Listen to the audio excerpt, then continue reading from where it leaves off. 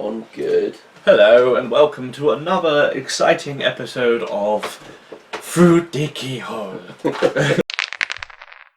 It's Friday from a converted bedroom somewhere in the south of England, only slightly edited and not at all live. They're the cream in your coffee, the double six to your snake eyes, the 22 to your 21, the Rob Schneider of board games, the titans of the tabletop. They've settled Catan, the sultans of snakes and ladders, the ayatollahs of Coca-Cola. They're really bad at remembering their lines. The betrayers at House on the Hill, the kings of Tokyo, the lords of Waterdeep. They are men at work. They put the bang in bang. They're champions of the world. The employers are fun. They always have a ticket to ride. Your favourite podcast. It's the Everybody Dies podcast. Hello, I'm Steve.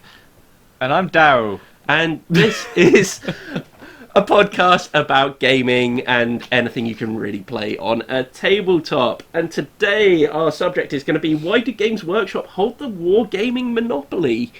Which is going to be an interesting subject. Yeah, actually, I feel like the missing link here in both the story and also probably the missing link in life. Probably the person that will support them the strongest is not here. You may notice we're Ianless. Yeah. But anyway, other things we will be talking about today. We have got tabletop games dominating Kickstarter in 2019. Yeah. We're also going to be talking about Secret Hitler and how it's been banned in a couple of places. Also going to be having a look at a couple of Kickstarters, including a game from the makers of Root, which was called Oath. Also republishing of an older game, Return to Dark Tower. Oof. And also we'll be talking about a very cool looking gaming accessory to help you with your board gaming nights. On top of that, we've also got an audience question coming later. But first of all, we are not going into what we've been playing recently, and instead we're just going to remind you that as of release date, tomorrow we will be going to Beachhead 2020 at the Bournemouth International Centre. Which is in Bournemouth. It is. There are tickets still available, I believe, up today. Until tomorrow. I think it's today. So today. Today will be the last day that you'll Can't be able buy to them on the door. Tickets. No. We will be attending there. There's lots of really cool companies that are going to be there. There's like absolutely tons. Warlord Games are going to be there. Combat, TT Combat. Board Game Guru. There's loads. There's absolutely loads. Yes. Look for it on Facebook. Go on the website. Find it. Yes. It's cool. Now, I'm going to ask you, what we've been playing?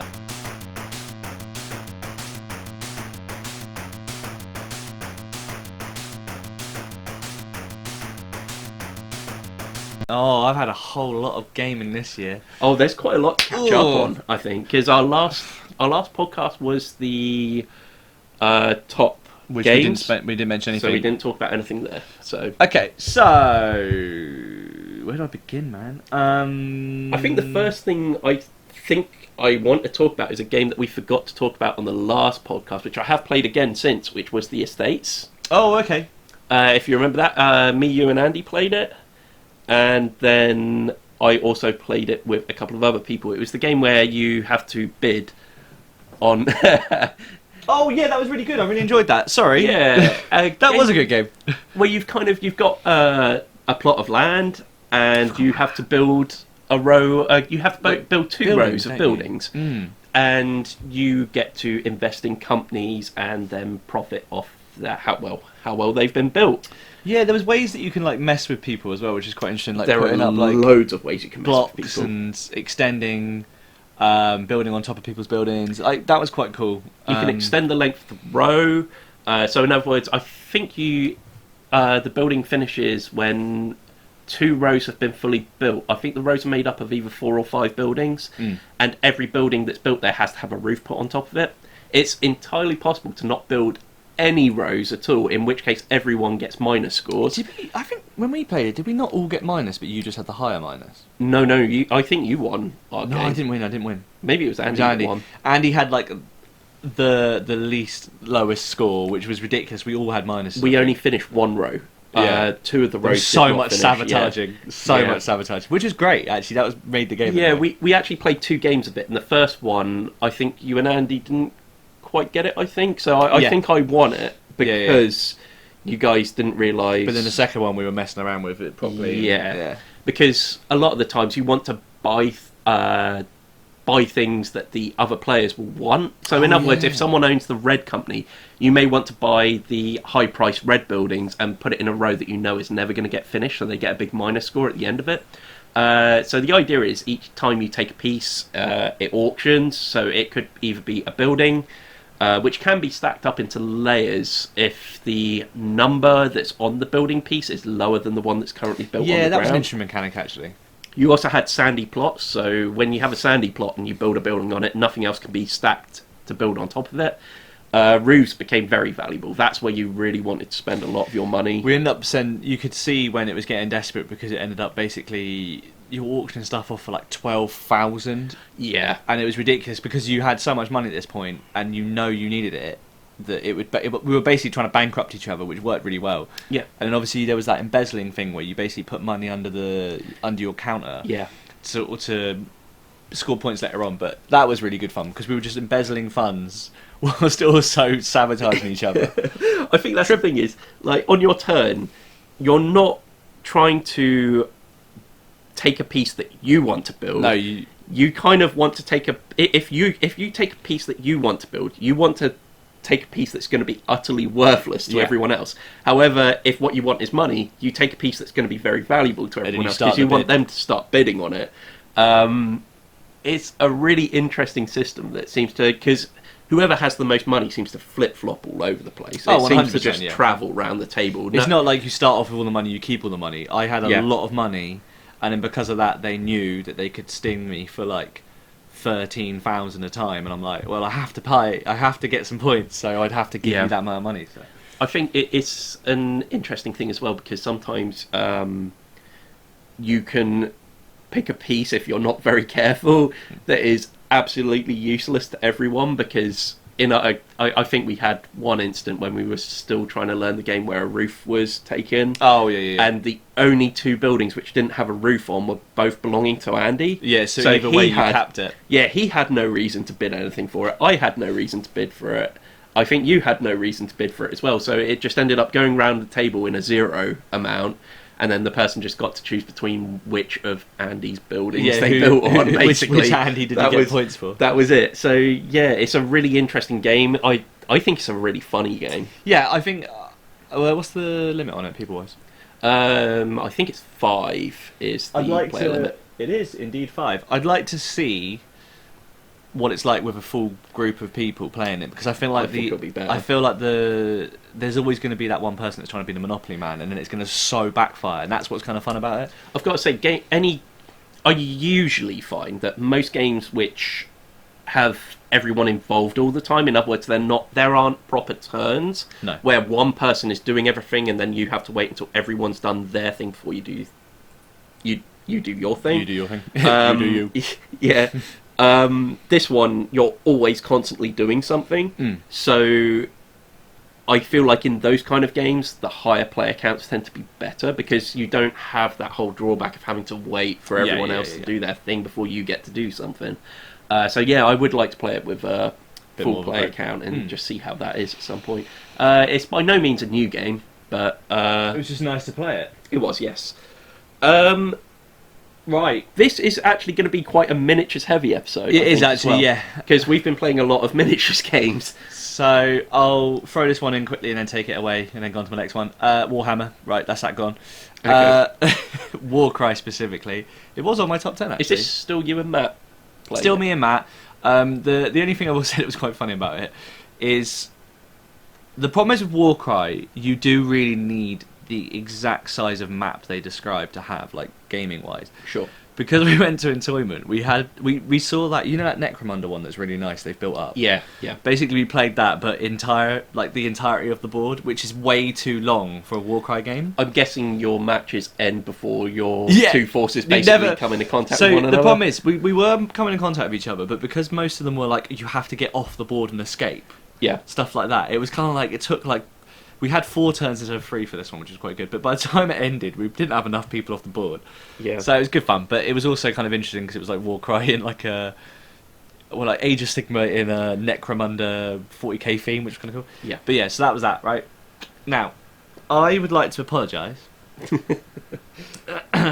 on a statement that I think probably released when we went to Birmingham last year. So yeah, it was just after the UK Game Expo, where I immaturely suggested that the Song of Ice and Fire game was trash. Okay? Now, at the start when I first saw it, I thought, "Oi, I want this." And then having played it, decided, nah, it's not great. Stephen, like any good friend, has shown me the light. So basically, he got the you got the Free Folk starter, the ones you actually played with at the Games Expo. Yeah. Because you really liked them. And I was torn between getting a couple of sets, but I didn't know which one to get. The only problem is at the moment it seems like there's not a lot left, and I don't know what the reprint system's like with Simon Games. But is it Simon? Zeman now? Come on. Come on. Want to be known as, okay. With Come On Games, whether or not they turn out the older sets again more and more, but basically there was a couple of the original starter sets going around, so I managed to grab one of those for about the same price as one of the newer sets. So I have the Starks and the Lannisters, and honestly, I don't know why I said that back then. I think honestly don't know why I said that back then. The thing is like back then, I thought the game was all right. Yeah. I didn't say it was a bad game. I just thought it wasn't bad. I think it's kind of like it came down in price. It was one of those games where I could see myself getting into it if the price point was right. It's quite an initial cost. That's the problem. And and the price just came down just before Christmas. Yeah, because you managed to get them for under. Because I think they normally come out about £90 roughly for a start. Between set. 80 and 90. Yeah, and you managed to get it for a lot cheaper. So yeah, for about £60 or something like that. I think some of them came down. This was one of the initial issues. Problem was, I think it was. So they had the Night's Watch, the Free Folk were the ones that came out at your sort of time. Yeah. Then there was the Baratheons, and they were just going to be bringing out the Targaryens. Targaryens have only just come out. So the problem is that like they had all gone for about £60, and because of that they'd sold out, and then the only people that had them were still kind of putting them up the top end price, like online and stuff like that. So it was quite difficult to get a hold of them for the price that like you managed to get. That's why I sort of held off a little bit and was a bit reluctant to get one. So I think the reason why it was hard to enjoy it when we were at the UK Game Expo is simply because this is a very different miniatures game. This is very much unit warfare, which games like Warhammer, Infinity, Malifaux, all those other ones, they tend to be about individuals. Like even though Warhammer in Warhammer you're still building an army in Warhammer 40,000. But you always have that one or two guys that are like your heroes or something that is based around almost. I would probably still argue that even the separate individuals within each unit are individual. They're still their own characters. You've still got like a leader of that person. So that's right. Let's take the orcs. You've got the orcs, but then you've always got a boss knob in there.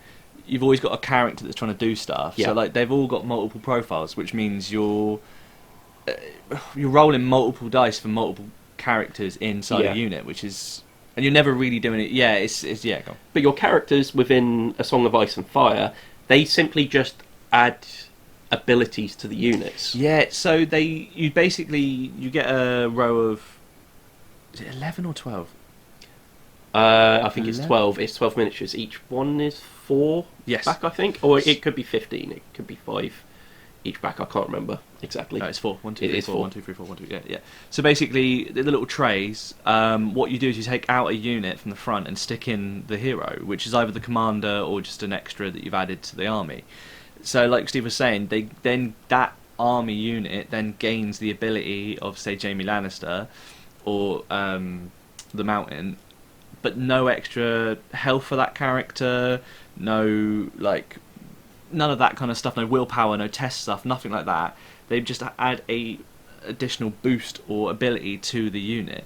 So this is where it becomes quite interesting, because even though, so when you attack someone and they lose a wound, it's one figure each time, and the last wound is that character. It doesn't matter, they're not the last person to have like 60 wounds or 100 wounds or whatever. They are just a normal person, which is really cool. It is, yeah. It's far more about manoeuvring units than tactics. It's very much more tactical, I would say, than compared to, say, where you're manoeuvring individuals really in other war games. So they tend to be more about specialists moving out and doing a Yeah, job, like whereas this one is purely about formations, moving people in, using different units in the right way and splitting them off at the same flanking is time. massively important in this, and then the fact that you can, on an attack, you can turn to face your flanker to stop them gaining that bonus, which is really, really cool. But it's really difficult sometimes to weigh out the options. So I played against Matt. Basically, we're trying to get as many people into this as possible. So we've got a little army of them. And Matt is what I would like to say a wargaming sponge. You show him something, he goes, "Yeah, I like that." And it's much like Andy, actually. He's one of those guys that will just really like it if it's good. So he played as the Starks, and we've not actually seen them yet because I didn't get a chance to play as them. But what was really interesting is the Wolf unit that you get with the Stark army. It usually gets like a free maneuver, and that tends to be a flanking maneuver. So he was essentially taking out an army from behind, and then on his actual activation, just retreating. So it made it really difficult to keep up with the Wolf, which is really clever because it's a unit that it essentially is it always has a free maneuver action, and then they just do what you want with it. So he was always back and forth, which made him really difficult because I couldn't turn to fight because it was never there. There was no point me charging it because he was just going to move it away with the free action, and then so it's really there's some really nice plays with it. I definitely recommend it. The only thing I would say is they've updated it since. So my set has different rules to the rules that Stephen has, and I think even the rule set that I have has been now updated also now. updated. Yeah, I think there were rules about how fear works, or sorry, retreat. Yeah, like so where figures retreat and make a panic test. It's one of the main things I like about it is the fact that you're not restricted to the army you get. Like with the mercenaries and the extras and the neutral heroes and stuff like that, you can really add different flavours to your army. Unless you're the free folk. But he gets giants. I do get savage giants. The giants are ridiculous. Like we had that one moment, didn't we, where the mountain and his mountain men just moved in on the savage giant, just brutalised him, inflicted 4 wounds, but he has this horrible skill to him where he rolls 1 plus d3 wounds back if he makes a successful hit on a unit, plus however many wounds he's had. Yeah, and so I he gets think stronger. he actually did his maximum amount of wounds and inflicted 8 wounds on your mountain men in one hit, basically. He took out 8 of my men, and then, because we were using the original rules for the panic test... Failed a panic test. And I lost pretty much my entire unit. So in one attack, he took out the entirety of my force. Now, that's what I like about this game. It's so much... It's not quicker, but I love the fact that that can be a thing. I love the fact that I nearly steamrolled him and killed him for him to then turn around with like his last breath essentially and bat down 12 dudes. Yeah. Like that's cool. And one of them being a hero, which is... Yeah, it's crazy. It was kind of cool because it meant you got to see just how much damage the mountain men could do. Yeah. And then they got wiped out so very, very quickly. When I played against Matt, they have cavalry on the Starks, and we were hoping they'd be really good because each unit has like free health. That's what's really cool about it. They actually have free health rather than like normal ones. I couldn't let him do anything. Every time he went to do something, I'd block his action and then just keep stabbing with the men, and the men ruined his dudes. So one of the other things as well we were liking about it is it's got a tactics board, and you tend to have... That's amazing. You can have as many as you want within the points limit, to be fair, but you have non-combat units. Usually you'd have 1 or 2 as a standard. Yeah, I think you can have as many as you want, but obviously it does limit force. Anyway, what's really cool is it's a standard tracker, and essentially it gets 5 or 6 different options you can do. I think there's 5 different options there. So there's 5 different options, and each one does a sort of a thing within the actual game. So, for instance, there was one that's a free maneuver action, or a free attack action, or heal 3 wounds. So the thing that's really fun about that is trying to claim them before, say, you do, or Matt does, or whatever I do. With that, you have a deck of tactics cards. Tactics cards allow you to do sort of extra little things. Yeah. So a lot of the time, I would be cancelling out if he chose that action. So like he wants to heal 3 people. No. Not doing that. So this is the thing. It's kind of... You can really buff up your army through the tactics board and your tactics cards, and then your individual character, like let's say it's Tyrion. He has an ability to have a hand of 4 cards, and you start off with 4 cards. So it gives you that extra boost at the start, and he gives that other. He's got that other ability, hasn't he? With basically, I can use 2 tokens any time in the game to change something. I think it was cancel yours or. I think what it was you got to look at 2 of my cards and then got to discard one or something like that. It was along those lines. So it's. I take back basically what I said, and so far at the 2 games, I lost the one against you because but those giants are ridiculous. I think it was a mixture of the giants and my trappers. The thing is, it started out really strong. It looked like I was going to really did. Yeah. To the point, but he drew this card, which I think you guys did when you were playing it. When you went to, it just kept bringing people back. It brought back an entire unit. Yeah, an entire unit of 12 men. It doesn't have a character in it. No, it's not allowed a character, but it's 12 men, 12 fresh men. Yeah. That are ready just to not activate in that turn, but you just know they're going to come back at you, and it's. But the thing is, we're only playing a death match. There's loads of different games on it. There are, yeah. We're going to probably play more of it, I think, because we've all kind of enjoyed it. Yeah. Then anything else from one miniatures game to another? Oh god, yes. I'm going to talk about. I'm having a growing obsession with Infinity again. It's back. So I bought a load of Infinity stuff a long time ago and played a couple of games and kind of forgot about it. And I've brought the set back out. You always said about how you liked Infinity. There's 2 games that Steve will always go on about. I don't mean always, as in just non-stop talk. If we're talking about miniatures and stuff like that. But miniatures games, he's always told us about Malifaux, 2nd edition. 2nd edition is what Malifaux 2nd edition that he has. And Infinity. Yeah. And for as long as I can probably remember, I've always gone, oh yeah, one day we'll play them. We finally did. Yes. We played at least the first 2 missions of Operation Red Veil, because it's a really good system for really introducing people into the rules of it. Very smooth. We played a couple of games, and there was a really nice little moment in it where you kind of can determine who's going to have initiative and who's going to set out their units first and things like that. So we'd set up our units and stuff like that, and one of the really cool things about Infinity is you get a pool of orders, and rather than spending 1 order on every single individual unit, you can spend regular orders to you can push them all on one person if you really want to. And I kind of saw that he had his most important model kind of out in the open, along with one other model. So I just charged my best guy forward, shot both of them out, all in the first turn. So his best model was off the board, and one other unit was taken out as well. My commander, essentially. It was essentially this guy just kind of turned to his other units and said, "Watch this." Ran out, gunned down their best person, gunned down another person, and then turn over. Next turn. One of his little individual guys just pops out, shoots the guy down straight away. A dude that has basically is a commander of 2 wounds. Yeah, so I had a terracotta warrior that basically has 2 wounds and also has a better armor save than anything else on the board. Oh, it's ridiculous. And just literally, little guy pops out, 3 shots, dead.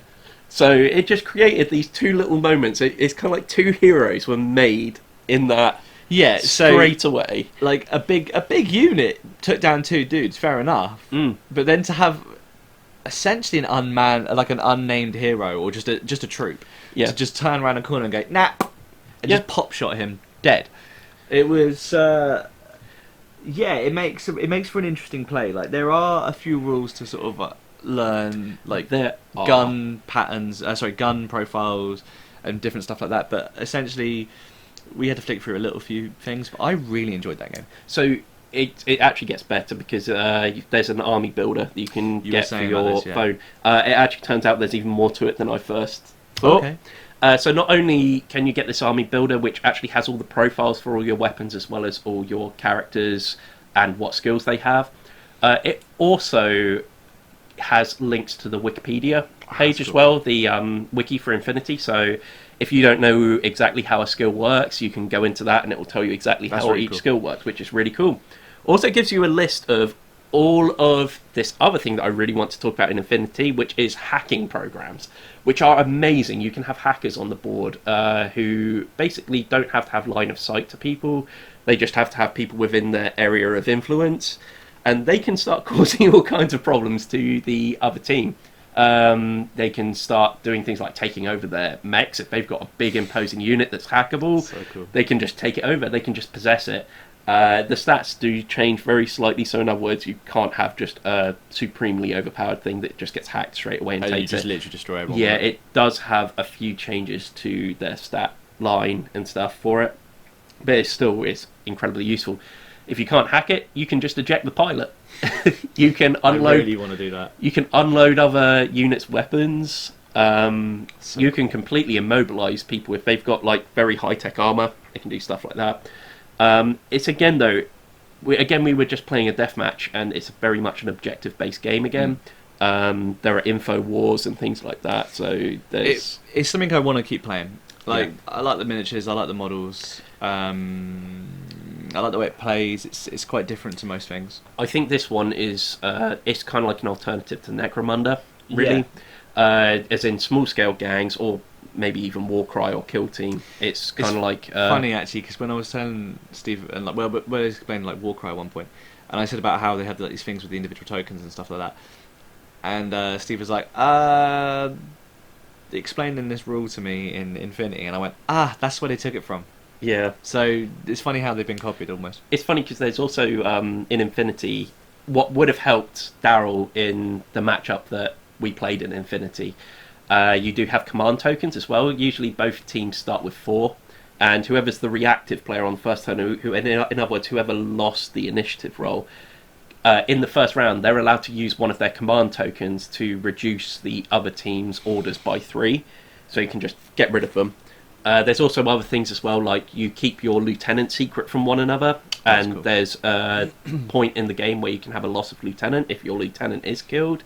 You reveal that that's your lieutenant, although there is a special lieutenant order as well, which when you spend it, you reveal who your lieutenant is because it can only be used on them. But loss of lieutenant means that everyone's orders become irregular, and at that point, every unit can just do one order, and that's it. You don't have the same kind of flexibility, so there's lots of very cool stuff you can do in Infinity. It's a really well-rounded game, really neat, really enjoy it, and I've enjoyed playing through Red Veil. I feel like it's one of those games where we need to sit down and like play a little bit more of it, especially go through the campaign and stuff. Yeah, we only played the first 2 missions in the campaign. I've played through all of Red Veil, but I think if we sit down and actually play through Red Veil, it's a really neat game, just in general. 100%. Really, really cool. We also had a little quick go. This was a whole miniatures day. We did, yeah. At the Judge Dredd game. We did, yeah. I can't really give an honest opinion of that yet. We only played the introduction mission, didn't we? Yeah, we played the thing we found, again, we were having to kind of flick through and check the rulebook quite a bit, mainly because the weapons profiles for some of the characters, they're not on the cards because the block gang, for instance, allow you to choose a pistols type weapon or a shotgun type weapon or something. So you then have to essentially look for that individual weapon's profiles. So it did make it a little bit more difficult when I was kind of going, well, how does the shotgun work and so we just played a little quick scenario. I think there's more to it, and I'd like to. I think we definitely need to play it again. It's one of those games that, if you like the Judge Dredd universe and things like that, it looks like it all ties together very nicely with the theme. It's just a case of we just need to push through that whole bit. Like Warlord games, this one's made by Warlord Games. I tend to find a lot of their miniatures games involve a whole lot of looking through at tables and seeing outcomes of dice rolls based on a table and things like that. And this felt not that different to that. We figured out the dice rolls eventually because they're all pretty much themed dice. So you have like a shield, an explosion, and a 2000 AD symbol, I think it was. Yeah, which is kind of like special abilities. And stuff, so it? That was a little bit easier than rolling like, D6s and then having a look at them and then go, oh, what does that? And then an extra one, and then okay, let's see what that is. So there were, it was basically just hit or miss for a lot of them, or special, which was quite simplified in a way, which is kind of nice. But I would like to have a couple more games at it. I think our experience, it's a little hard to draw up a full conclusion for it because we went into it without really knowing any of the rules, so there was a lot of reading up in the manual of exactly how to play. And whenever people are doing that in a game, it always Yeah, loses some of its appeal. they give you the option of learning just the basic rules, which again are pretty much just you have a chip, you pull the chip out, and you choose to use the character. That's a really neat little system. Which is a really cool little system. Yeah. The only issue was they said that's what you kind of need. The scenarios, however, introduce stuff like items, win conditions, stuff like that, like abilities, which we were like, well, what does this do? It took us a while to figure out when you could use cards and things like that. Yeah, that was the other thing as well, and it wasn't. Again, it was a little bit like trying to think who. It's basically like a Fantasy Flight book, actually, where an old Fantasy Flight book, I would say. They've gotten a hell of a lot better. Where the page you're looking at doesn't give you the answer you're needing, so you then have to flick like into another section, which then has the answer to you can use items, but have you looked at page 20? And you're like, right, okay, all right, well, just give me an answer. There needs to be a clear answer, and unfortunately, there isn't. But again, that's just probably because we didn't really we didn't read the rules page. Yeah, but yeah, I mean, the appeal's definitely there. I mean, again, it looks like it's very much an objective-based game, so there's a lot of storytelling to be told in these. What did we play? We played one where I was criminals, had to escape, and he was a judge that just had to subdue me, and he did. You did, didn't you? Yeah. I just had to subdue 2 out of the 4. Yeah, I basically had to escape, he had to subdue me because we were spooked. So there's some really nice themed stories behind them. It's also lightning quick. Oh yeah. I mean, our game took us a fair long time to play, but that was more for the fact that we were flicking backwards and forwards between the rules. If it wasn't for that, this game could have been over in 10 minutes? Yeah, the only thing I will say is the starter set doesn't. The starter set comes from some really huge fold out maps in it, which are really good, but it doesn't come with any buildings or terrain. It comes with like some flat terrain that's just cardboard and you place it down. I would say you would need a lot of terrain in order to make like Mega City 1 or those kind of themes, just to make it more, because a lot of the story we were playing, obviously it was like narrow streets, and we didn't really have anything to make narrow streets, and I think that would have been a little bit more claustrophobic. It probably would have lent a bit more of a longer game, but I feel like this one is definitely dependent on terrain a lot, unfortunately. Yeah, I mean, the scenario we played as well, it very much wasn't a combat mission, so you did use combat, but it was very detrimental to you when the idea was you were trying to run away. Yeah, pretty much I realised that I had no chance, so at this point I just wanted to see what it was like doing melee combat, and to be fair, it worked quite well, but the characters I was playing essentially are just, you die. Whereas the judges are obviously the judges. So I've got to admit, cool. I think it was a bad example of a starter mission. Yeah, 100%. I will say that. I do feel as if it's that, because one player is encouraged just to run away, and the other player is encouraged just to stand on the spot and take pot shots. Yeah. That's literally what happened. Again, admittedly, we probably would have had terrain, so he wouldn't have been able to see me. So it's one of those things where I feel like it's definitely prep work before you play the game. I always feel as if, despite the fact that usually you're missing out on the appeal of mission-based games, it still helps to do just a simple 3-on-3 fight or something like that, and whoever's last standing wins. Doing that and introducing the rules tends to be a better way of doing it. Like I actually like the way that they do it in the Infinity set to kill each other first, then start doing objectives. Then you do it again, except they put in characters with special abilities, and then you just start to get to learn everything little by little. That isn't walkthrough scenarios. Walkthrough scenarios are pretty good. I mean, I think we had that when we played Star Wars Legion. It was essentially not your full force, just do this, take out these cards, take out these guys, and just murder each other and just get used to moving and actions and stuff. Yep. Okay. I think that's it. I've got one more thing for me that I can talk about. Well, I mean, we did play a bit of the Die Hard game. Played that a couple of times, and also we played Letter Jam. But Die Hard, we have a video review coming off, so I won't divulge anything just yet. And the Letter Jam we've talked about enough. But there was one more game I played, which was Unbroken, which is a single-player game. I've always said I'm not a big solo gamer, but this is a solo game specifically designed for one player. So basically what happens in this is it's a dungeon crawl, or rather it's a dungeon escape game. The idea is your party has been killed, so in a typical Dungeons and Dragons style game, I suppose, You're the only survivor, and you have to get out now. And you do this by going through a series of discovery events, which are then topped off by boss battles, and you have to go through 4 of them. That's quite cool. Or you can, if you're tricky enough, avoid them. Okay. If you're able to get a certain number of materials over the course of the game. So your main enemy in this is time. You've got a time meter. Everything you do involves a certain degree of risk. So am I going to scout ahead to see what the current boss is? Yeah. I can do that, but I have to spend a number of resources, which is usually time and then a number of others, depending. It increases in difficulty as you go through different bosses.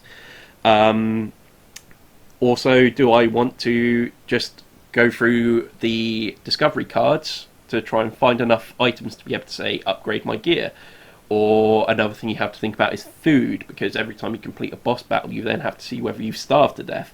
So, essentially, this... It's quite full on, actually. It's kind of like one of those survival games like Rust or something like that. You have, except it's boiled down into a solo board game, basically. Take rock. Hit rock into figs. Yes, essentially that's what you're doing, because your enemies are time and effort in this game. Effort is kind of like your health, but it's also your resource that you have to use to do things like... you use exactly. That's quite cool. I managed to get through to the 4th fight, and then got absolutely slaughtered. Like, as in, I got to attack the boss once, they hit me, and I was dead. So, I've not successfully done a full run through and gotten all the way through to the end in Unbroken, but I've gotten pretty far with characters. There are also different character archetypes and stuff like that as well.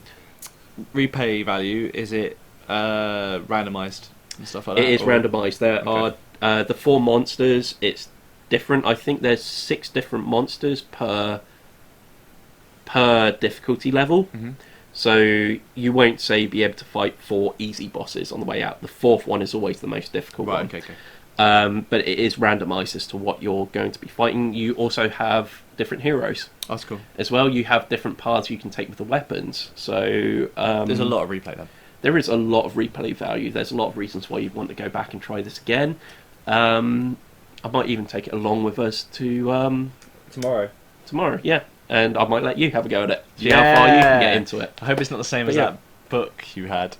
That book? Oh, the Coma. You are a truck door. No, what was it, like the games you can play in your head by yourself? Oh, God, yeah. And it was like, you are a truck driver. Okay.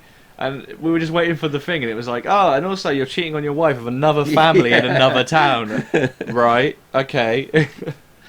So strange, that game. That was. Right, I think that is everything that I've played. I can't think of anything else that I've played. No? Nope. I have stuff, but I haven't played it. Okay. Right, let's move on to some news.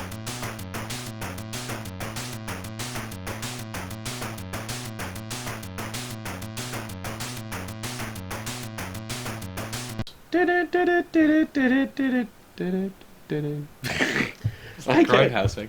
Right. Let's start off by talking about how successful board games were last year. Kickstarter. It absolutely dominated Kickstarter. If you compare it to video games. Well, the amount of board games literally on Kickstarter at any given time is ridiculous. So in 2019, $16.3 million was raised for video games.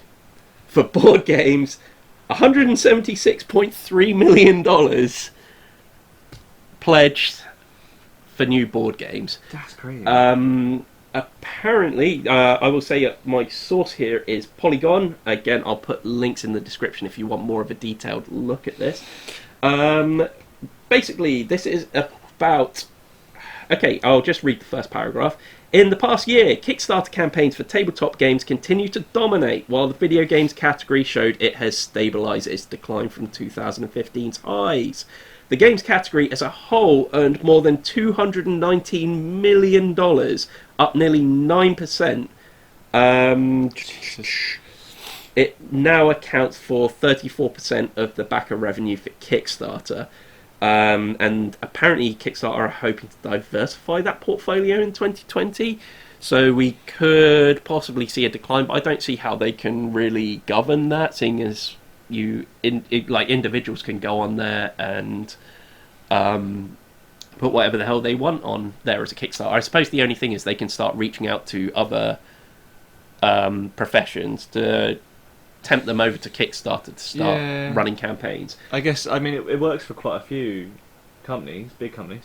Yeah, so... Like, come on. Yeah. So essentially, board gaming has outdone video gaming ever since 2015.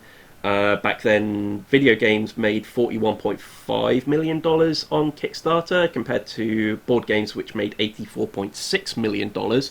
So board games has then just gone up and up and up.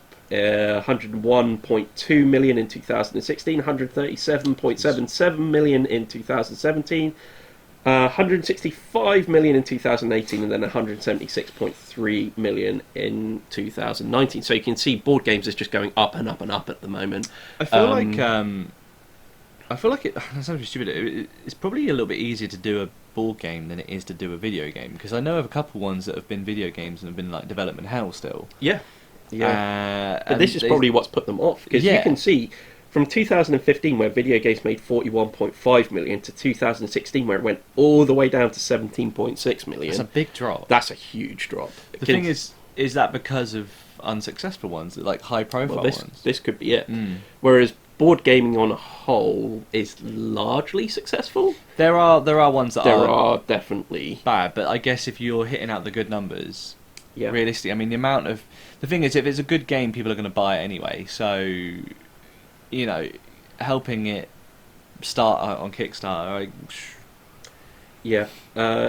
Apparently, it was a total of 3,734 successful campaigns, which equates to a 13.1% increase for the category as a whole. It's crazy, man. It is crazy. It just goes to show that it's a hobby that's still on the rise, really. It's still growing. And more and more people are making games. Yep.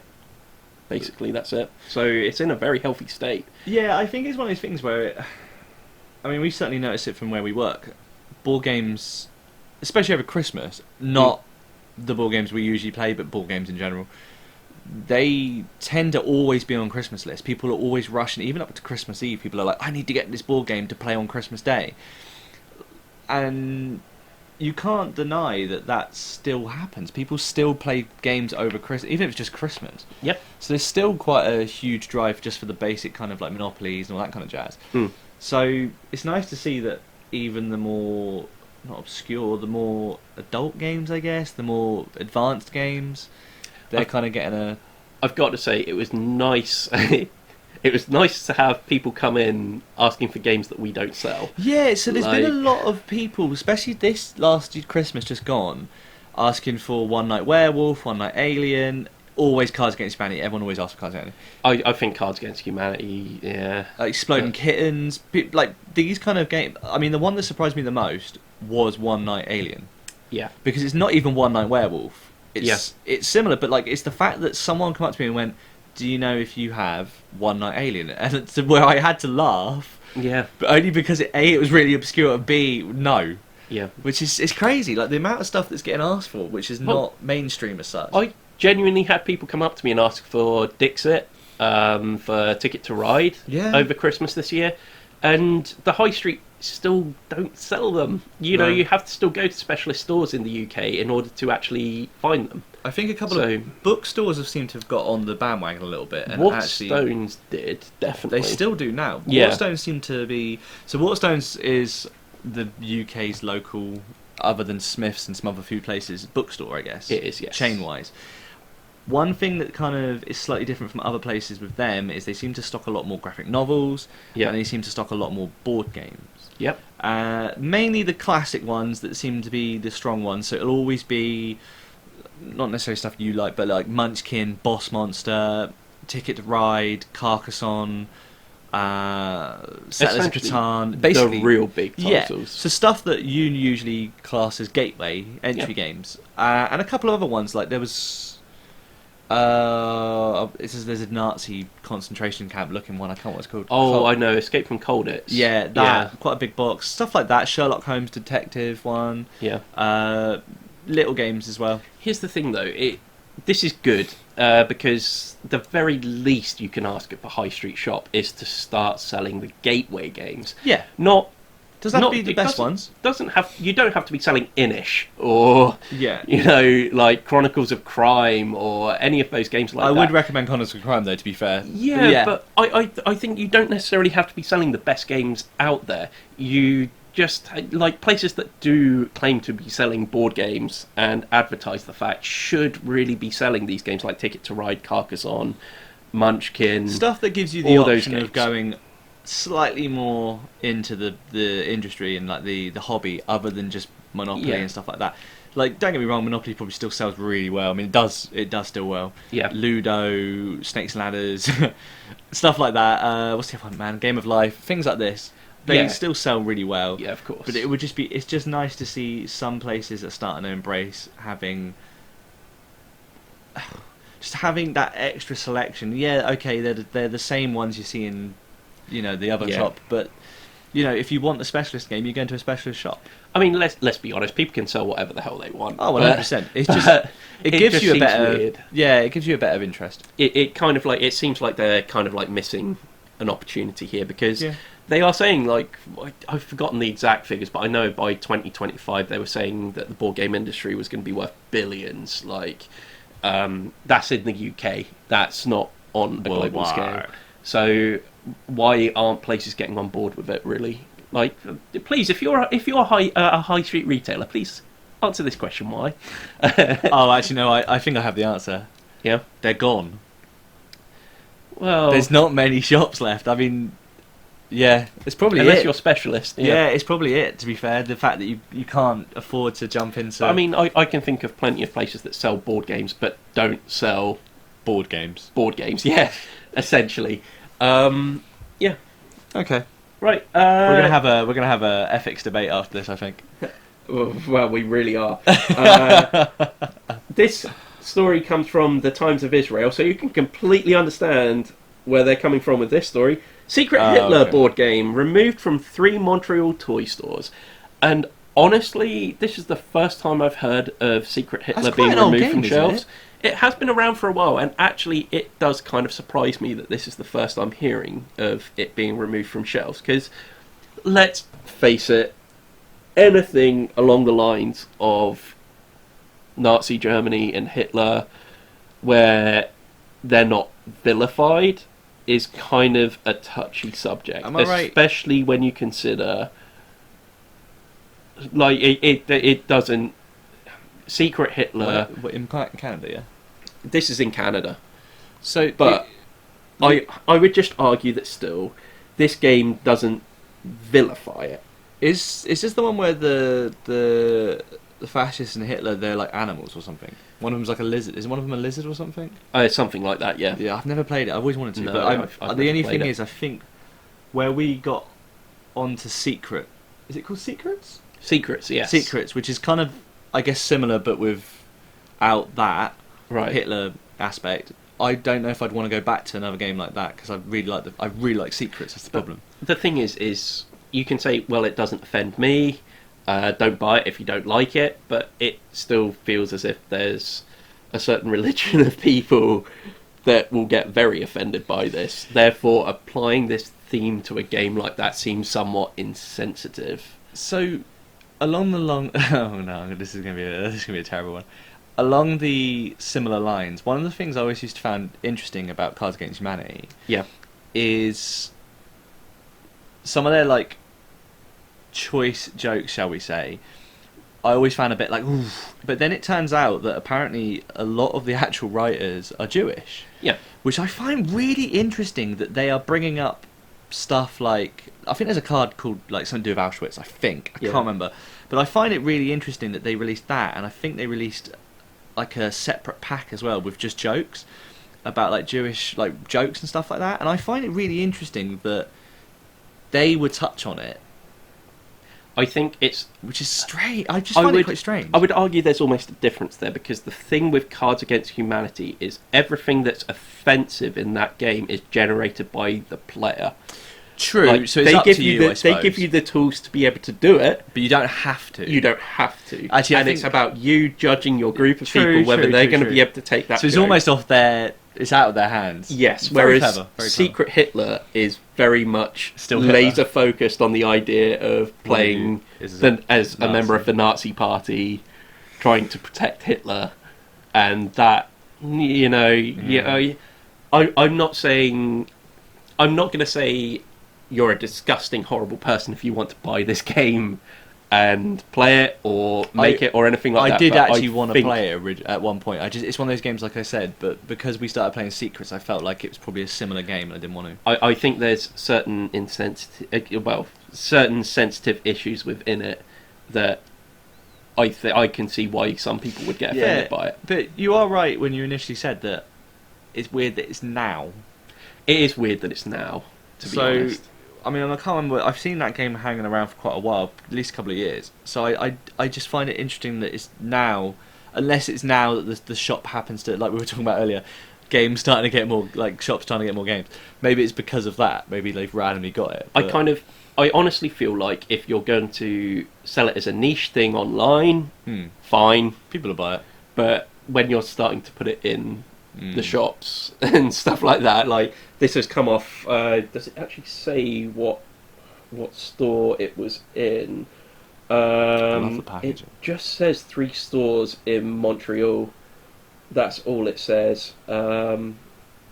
Branches of the Tour de Jeu. I suppose that's how you pronounce it. I don't know. I didn't take France. I didn't take France. Yeah, because it's like Tour de Force. Yeah, I don't know.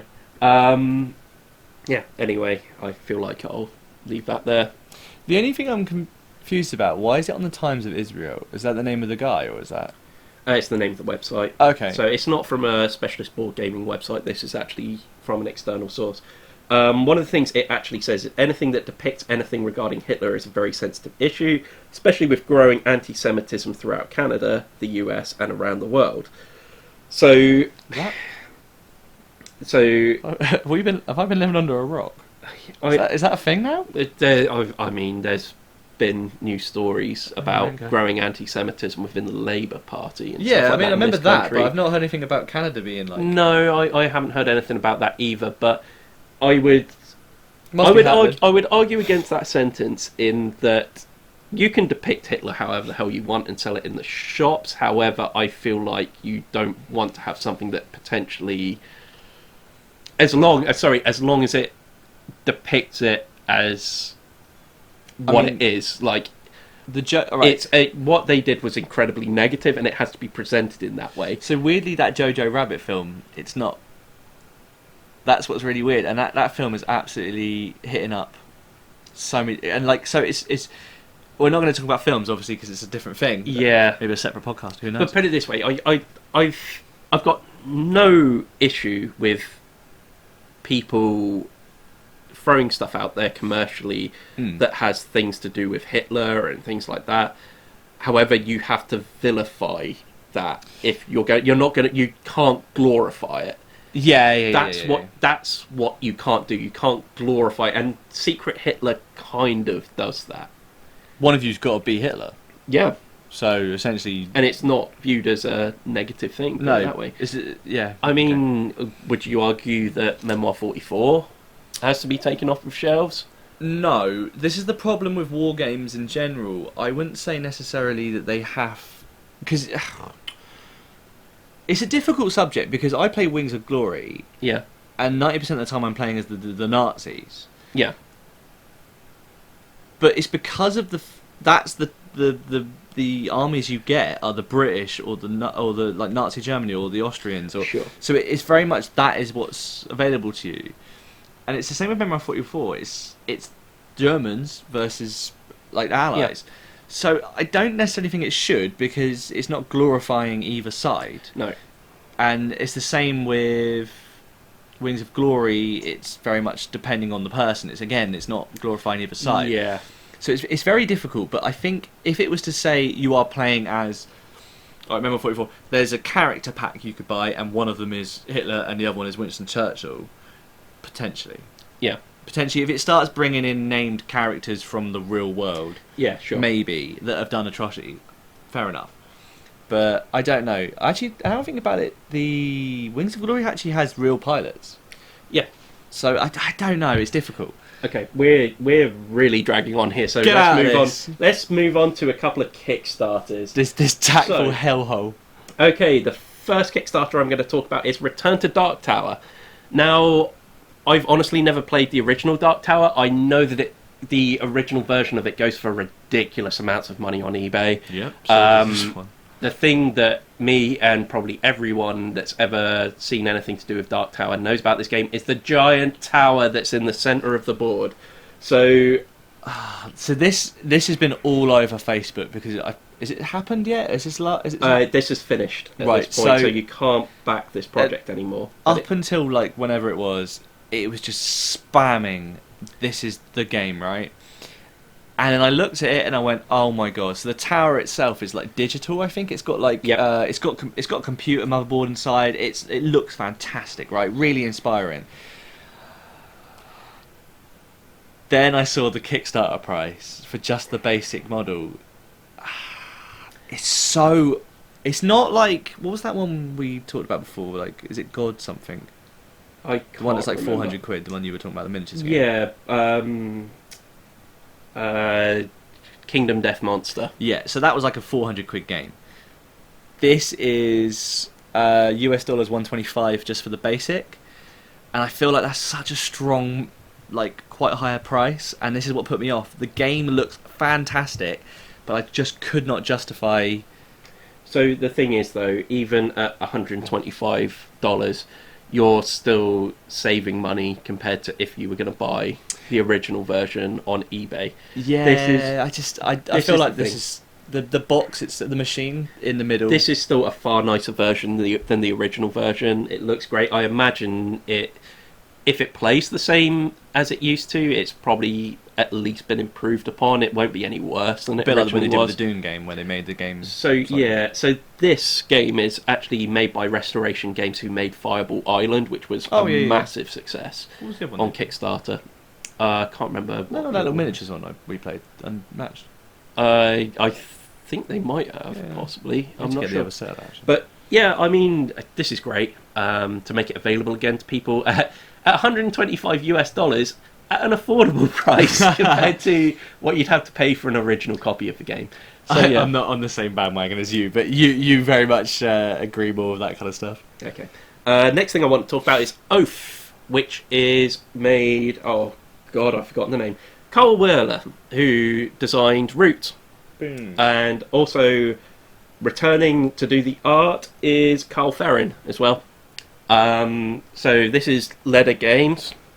The same artwork. It's almost the exact same team that made Root. So Oath is apparently going to be a legacy game that isn't a legacy game. Oh, okay. So it's renewable. So it doesn't have to be destroyed. You don't have to destroy anything to it. You can start again and explore the world again. And if Root is anything to go by, this should be special. I will say this is another one where the Kickstarter has ended. Sadly, we didn't have time to talk about it on an earlier podcast because we haven't done a standard podcast for a little while now. I did not get a chance to back it, but I will sure as hell be looking into this. They'll probably be because honestly, in terms of the artistic design of Root, the lore that has come about with Root, and the level of detail in what is essentially just a board game is phenomenal. And for them to now journey into a story-driven game, it's interesting as well when you think about it, where like certain games come out and it's just that's it, that's the game done, and it doesn't really matter. Whereas like Root is expansions, RPG, like they're really delving into the lore, and then this game, which is probably going to be just as lore heavy, the art you'll recognise straight away. It looks beautiful. It really looks special. How it plays though, remains to be seen, but I expect big things from this one. Sorry if we're running through this bit. We're already approaching the hour. Wrap it up. We've still got a way to go yet. Another thing we want to talk about, this was actually sent to us from Ian, so he's not here to actually talk about this with us, but the Level Up. It's a gaming accessory that looks really cool. So the idea is it's a buildable table, so you kind of have these square kind of parts that interlock together to make up a playing surface that then stands up on legs on your table. So in other words, what it allows you to do is have your player mats and things like that in front of you, and then the board actually above that, so it saves space as well. You can keep snacks away from the table and other such things. Sorry, buddy, what were you looking at? Oh no, did I show you that other thing that was similar to this? But no. Okay, this isn't the thing that I saw, but some guy had basically made his own version of this, and it was like all glass with the... Actually, yeah, you did show me that, yeah. And we were like, oh, it'd be amazing if we could get one, and now, hello. Yeah, it looks very, very cool, though. Like, the legs that you attach on the bottom are detachable and can be put in a number of different ways, so you can have different sized tables placed on top of your table. I think it'd be really interesting for people that especially where games have got like a lot of clutter that come with them. So we find sometimes with the bigger games, especially Escape Plan, I think the one which I'd really focus on right now would be Abomination. If ever we brought out Abomination again, because that needs a very large player board space. Yeah, because you've got all the different bits for like building the monsters and stuff. Exactly. And having this would be tremendously So were they under the... Again, they go under the actual table itself, so... So no, this actually... It's pretty much a table on top of a table, But you can put stuff underneath if you wanted to. Oh yeah, you can. So you can position the legs in different ways. So in other words, it can accommodate for different player boards and stuff like that. Essentially, it means if ever you've been struggling with your game of Twilight Imperium and not been able to keep everything on there, this is an amazing solution to it. Really, really good. I'll include links in the description. This Kickstarter is still going at the moment. Yeah. Yeah, this looks like a good one, and one to keep an eye on. Okay. How about we take an audience question?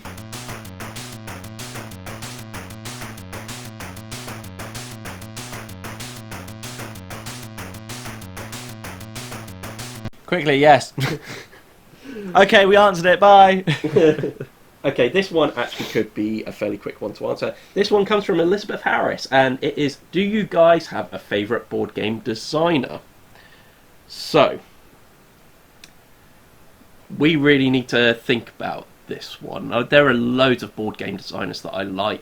Do you know what? Despite the fact that he can be unpopular in some circles, I really like Reiner Knizia, that did El Dorado.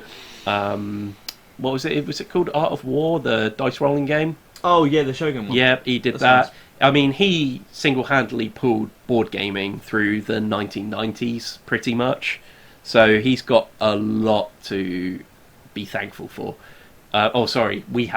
We owe him a great deal of thanks for actually keeping this hobby alive over that time. Where is it? Do you know something? I reckon... I will be back. I also really like Bruno Cathala. I really enjoy Five Tribes. Despite the written review that was a bit critical of it, I do still enjoy King Domino a bit. Wolfgang Vorsch, who did The Mind. He also did Quacks of Quedlinburg, and what else was there? Oh, Taverns of Tiernfall, or however you say that. Yeah, he's done a lot of good games. He's definitely one of the hot designers at the moment, as well as Alexander Pfister, who I also, every game I've played of his that I've really, really enjoyed. So, Great Western Trail, Blackout Hong Kong. I really want to play Maracaibo. It looks really, really good. Martin Wallace as well, who did the Wildlands game, or the Judge Dredd version of it that we played. It's really good. So, I literally just saw the name and I literally forgot it. Oh, it's not Andrew Garfield. It's the other one. Richard Garfield. Richard Garfield. That did King of Tokyo, Magic the Gathering. Yeah, did Keyforge? He did do Keyforge as well. I think that's the only one I can think of that I actually quite like. Well, yeah, I just like it. I don't know why. I think more than any other designer, the board game designer that I've got most games of is probably Vlada Chvátil. You're talking about games like Codenames and Galaxy Trucker, or things like that. I've got quite a few of his games as well. I would be interested I tell you one that we both quite like, but it's early days. Is Robbie Munn. Yeah. So far, all good stuff. It'd be interesting to see where he goes from here. Yeah. Yeah. And to be honest as well, we've only just mentioned it as well, but oh god, I've already forgotten his name again as well. One moment, please. Oh, the Root Dudes. Yeah, Cole. I don't know how you say his name. Cole Verler. Cole Verler. Yeah. Again, he made Pax Pamir as well. Root. If Oath is good as well, I can see him being one of my favourite board game designers. It's very difficult because, like, I don't really come across many similar games, whereas you obviously have collections of games. Yeah. Whereas I only have, like, select stuff, so I'll have stuff by publishers. If you ask my publisher, I'd be like, that's one, and that's one. Probably Fantasy Flight, I guess, just because of the majority I've got. But, like, it's interesting because obviously you can spell off loads of really hot, top, like, great designers. If I'm honest, the ones I've mentioned are all very big names, I think. So. But this is the thing. This is where it differs between, like, me, you, and, say, Ian. Like, we're not worthy. Whereas, like, inside this cranium here... Honestly, it's a small amount of information compared to a lot of people, you know. It's like a little walnut in there. Yeah, like but it's something that might germinate into something grandiose. Never know. Probably not. I hope that answers your question. I think we'll move on to our big topic. Oh man, I forgot about that.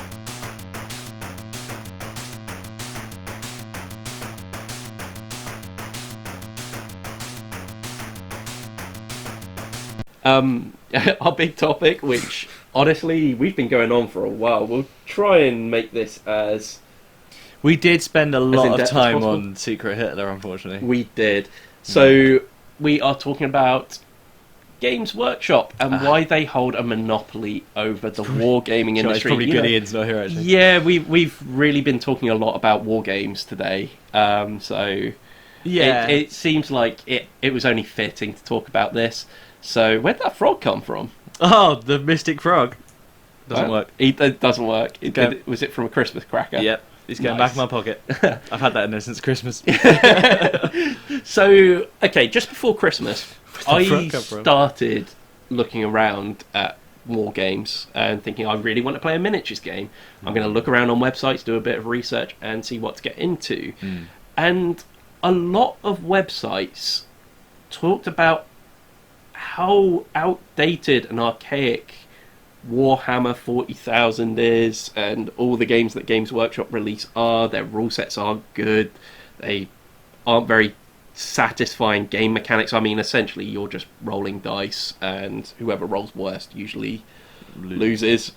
It's as simple as that, usually. It also, interestingly, talked about why you don't see Warhammer 40,000 as a very popular game at tournament level. Because essentially when you have two people that know what they're doing building an army, it's simply a case of who rolls sixes best on dice. Yeah. I don't know, it was interesting to hear all that. And then when I looked for alternatives, the only game that seemingly was universally well liked throughout all these different websites was X-Wing. No other games seem to consistently come up on top 10 lists. And is that the reason why Games Workshop holds such a monopoly? Well, because there's no other competition. The people that like Games Workshop really like Games Workshop, and there are a lot of people out there that really like it. And if I'm perfectly honest, when you're talking about building an army and customizing models and things like that, no one even comes close to touching Games Workshop. In terms of army building and miniatures, like customization and stuff like that, nowhere comes near. Ironically, though, it seems like, judging by what Ian's been saying, a lot of the models are going away from customization. Yeah.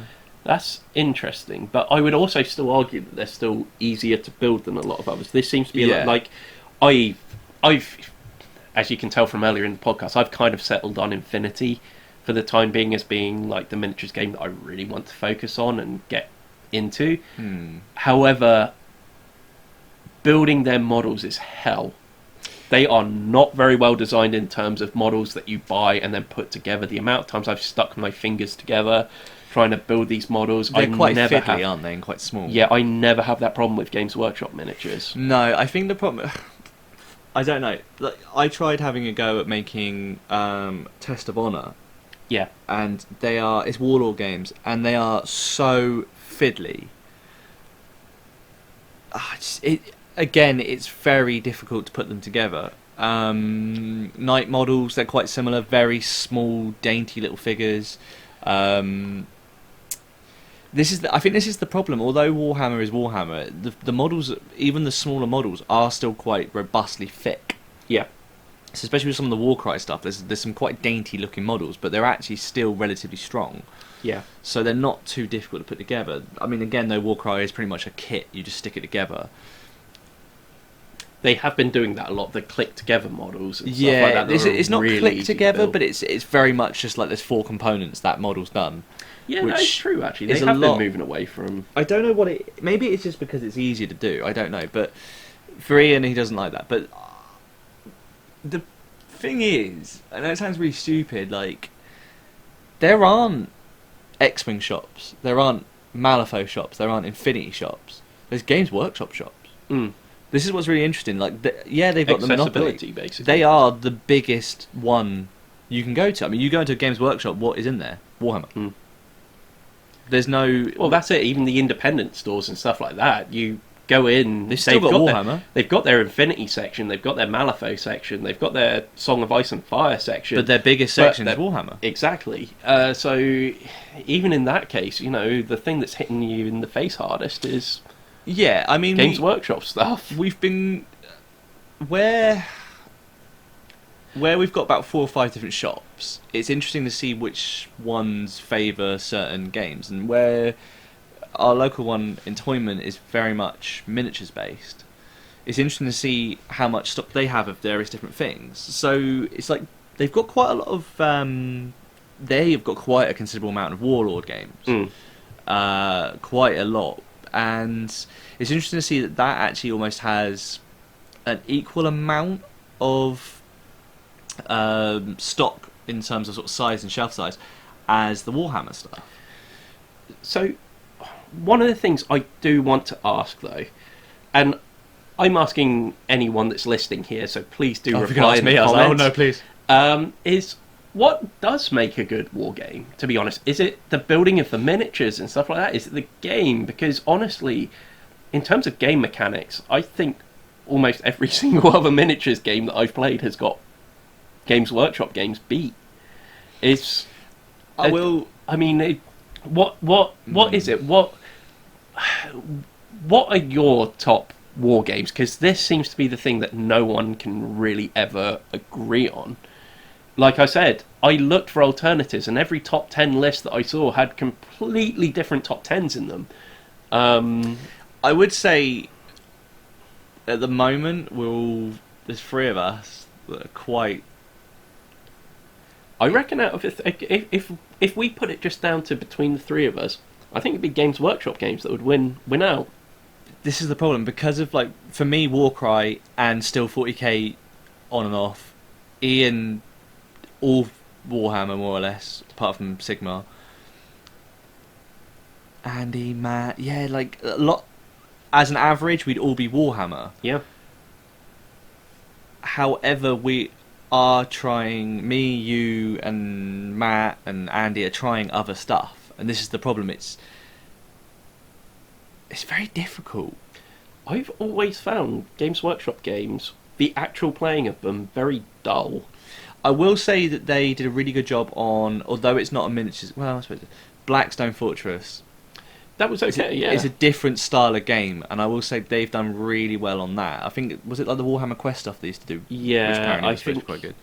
The other things were the Warhammer Underworlds were good. The Shadespire stuff? Shadespire, Beastgrave, and Night Haunt? Something like that. Yeah, Night Vale something. But those were more card games. They were card games with miniatures and a board, but they were really good. That's an interesting thing, because they've gone away somewhat to from their normal stuff, and yet you found those ones the most playable. Yeah, definitely. Which is interesting because they're also the ones that Ian doesn't enjoy as much. I think he likes Blackstone Fortress. He does like Blackstone Fortress. He does not like Shadespire. No. Or Underworld, whatever it is. And I don't know. I think it's an interesting concept because... I mean, I would say Shadespire is not a miniatures game. It is like a card game, I guess. Yeah. With photos. I don't know. It's interesting because I think it very much depends on what you're looking for. And this is essentially why I'm asking, what do you look for in a war game? Because... for some people, I think it is just the joy of making an army. It doesn't matter if the actual game is bad. Well, this is the thing. At the end of the day, some people collect it just to paint and display, don't they? And then see what happens when they send them out in a war, basically. Yeah. I mean, I will say one thing about that Song of Ice and Fire. The rules are relatively simple. Yeah. And I have been finding that's been a really nice departure from some of the war games we've played, where the book is like that thick. And then there's the plus rules, whereas this is certainly it's not quick by any means because the game's cast quite well, but it's getting there. Yeah, I would be interested to see. I think we need to play for more war games in general, but the problem is I'm retired from any Games Workshop game at this point. Yeah, you're retired from it's kind of I won't go back to them at this point because I've had had too many bad experiences with it. I'm kind of done with it, but I'm looking at more and more. I really want to play Drop Zone Commander. We had a brief look at Carnival today, which that looks really interesting. Its aesthetic looks great. Yeah, we're hoping they're there tomorrow. Yeah, maybe just have a look at it. It was set up. We did look at Wild West Exodus at one point. Yeah, I mean, I've got a starter set for that somewhere, and it would be interesting to give that a go sometime. We ended up getting a copy each of Last Testament of Kings, Last Argument of Kings. Conquest, Last Argument of Kings. Yeah, we've yet to play that. We'll give that a go. It's difficult because, I don't think there's a definitive answer to this. Anyway, at that point, again, please leave us your thoughts down below of what you really look for in a war game. Also, don't forget to send us your audience questions at mailbag@everybodydice.com. You can find us on Twitter at everybodydice and on Instagram at everybodydiceshow.